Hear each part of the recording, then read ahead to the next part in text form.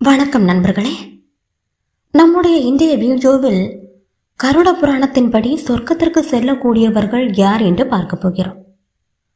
ஆன்மீகத்தில் ஆர்வம் உள்ளவர்களுக்கு இந்த தகவல் மிகவும் சுவாரஸ்யமாக இருக்கும். சொர்க்கத்திற்கு செல்லக்கூடியவர்கள் யார் என்று கருட புராணம் நேரடியாக ஒரு பட்டியலை தரவில்லை.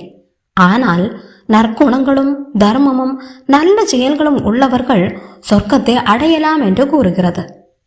முதலில் தர்மத்தை பின்பற்றுபவர்கள். கருட புராணம் சொல்கிறது, நீங்கள் உண்மையை பேச வேண்டும், பிறருக்கு உதவ வேண்டும், தானம் செய்ய வேண்டும். பகவான் விஷ்ணுவின் பக்தியில் மூழ்கி நல்லொழுக்கத்துடன் வாழ்பவர்களுக்கு சொர்க்கத்தின் கதவு திறந்திருக்கும். அடுத்து கர்மயோகம். உங்கள் கடமைகளை உண்மையாக செய்ய வேண்டும். பிறரை ஏமாற்றாமல் பொய் சொல்லாமல் மனதை தூய்மையாக வைத்திருப்பது முக்கியம்.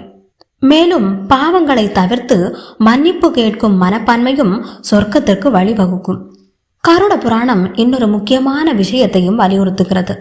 மரணத்திற்கு பிறகு உங்கள் செயல்களின் பலனே உங்கள் பயணத்தை திசை திருப்பும். ஆகவே இப்போதே நல்லவற்றை செய்ய ஆரம்பியுங்கள். நண்பர்களே, கருட புராணம் நமக்கு ஒரு வாழ்க்கை முறையை போதிக்கிறது. நல்லவனாக வாழ்ந்தால் சொர்க்கம் நம்மை வரவேற்கும். இதை பற்றி உங்கள் கருத்து என்ன? கமெண்டில் சொல்லுங்கள். நன்றி.